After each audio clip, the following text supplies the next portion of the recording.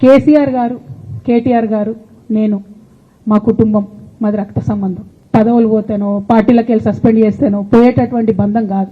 కానీ ఎవరైతే vested interest ఉన్న పార్టీలు ఉంటారో, పార్టీలో ఉండి కేవలం డబ్బు సంపాదించుకోవాలనేటటువంటి ఒక ఆలోచనతో, వ్యక్తిగత లబ్ధి పొందాలనేటటువంటి ఆలోచనతో ఉన్నటువంటి వ్యక్తులు, వాళ్ళకి కావాల్సింది ఏంది? మేము ముగ్గురం కలిసి ఉండొద్దు, మా కుటుంబం బాగుండొద్దు, మా కుటుంబం విచ్ఛిన్నమైతేనే వాళ్ళకి అధికారం వస్తుంది. దాంట్లో భాగంగా ఇవాళ మొదటి స్టెప్ నన్ను బయటేసిరు పార్టీలకు వెళ్ళి. అది ఇక్కడితో ఆగదు.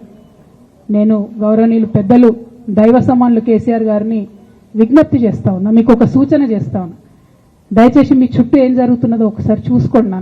నన్ను ఇవాళ బయటకు పంపొచ్చు, నేను మీలాగా స్ట్రేట్ ఫార్వర్డ్ ఉంటా, నిజాలు మాట్లాడతా. నేను ఉద్యమం నేపథ్యం నుండి వచ్చిన కాబట్టి నాగ్గా ఉన్నది లేనట్టుగా, లేనిది ఉన్నట్టుగా, మోసం చేయాలని చెప్పో ఇంకోటి చేయాలని చెప్పో మాట్లాడను.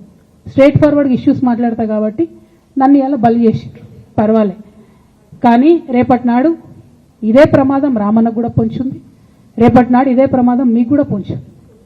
అల్టిమేట్గా బీఆర్ఎస్ పార్టీని హస్తగతం చేసుకోవడానికి జరుగుతున్నటువంటి కుట్రలో భాగంగానే ఇవాళ నన్ను ఎలిమినేట్ చేయడం జరిగింది. నేను భవన్లో పోయి కూర్చొని బాజాప్తా, ఎక్కడో కాదు, బయట ప్రెస్ మీట్ పెట్టలేదు, ఏ ప్రెస్ క్లబ్లో పెట్టలేదు, డైరెక్ట్గా తెలంగాణ భవన్, నా ఆఫీస్ అండి, నా పార్టీ భవన్లో పోయి కూర్చొని నేనేం చెప్పినా, నా మీద కుట్రలు జరుగుతున్నది, నా మీద విషప్రచారం జరుగుతున్నది అని చెప్పిన. నేను రామన్నను బుజ్జగించి గడ్డం పట్టుకొని అడుగుతా ఉన్నా, అన్న నీ చెల్లెని, ఒక మహిళా ఎమ్మెల్సీని మన పార్టీ ఆఫీస్లో కూర్చొని నా మీద కుట్రలు జరుగుతున్నాయని నేనంటే, మీరు వర్కింగ్ ప్రెసిడెంట్గా ఉన్నారన్న, ఫోన్ చేయరా అన్న, నాకు ఏమైంది బేటా, ఎందుకు బాధపడుతున్నావు అని ఫోన్ చేయరా? ఇది ఎప్పుడు జరిగిన ఇన్సిడెంటు? లేక లీక్ కాకముందు.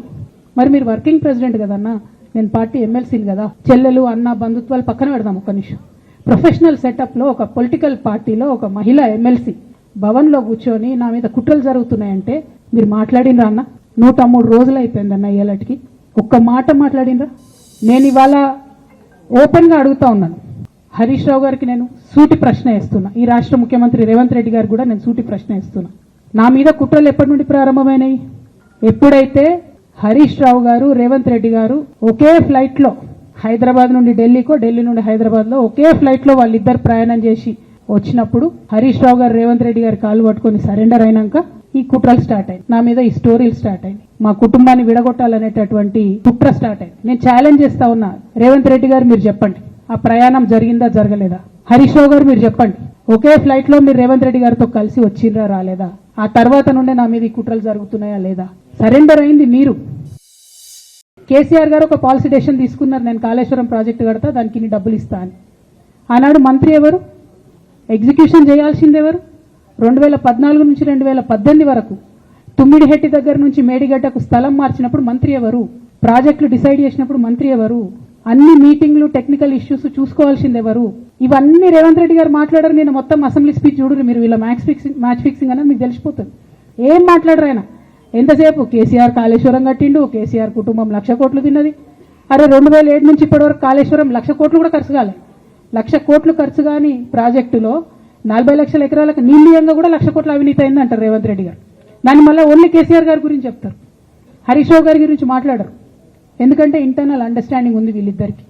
నేను రామన్నను ఒకటే రిక్వెస్ట్ చేస్తున్నా, అన్న ఇవాళ మీతో బాగున్నట్టు వాళ్ళు నటించవచ్చు, హరీష్ అన్న కావచ్చు, సంతన్న కావచ్చు, కానీ వాళ్ళు మన మంచి కోరుకునే వాళ్ళు కాదు, వాళ్ళు తెలంగాణ ప్రజల మంచి కోరుకునే వాళ్ళు కాదు, వాళ్ళు కేసీఆర్ గారి మంచి కోరుకునే వాళ్ళు కాదు.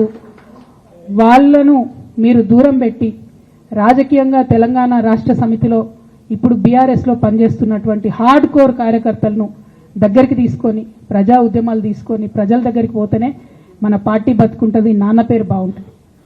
ఇవాళ నాన్నకు సిబిఐ అనేటటువంటిది వచ్చిందంటే అది కేవలం హరీష్ రావు గారు, సంతోష్ రావు గారి అవినీతి వల్లనే వచ్చిందని మళ్ళొకసారి నేను ఘంటాపదంగా చెప్తున్నాను.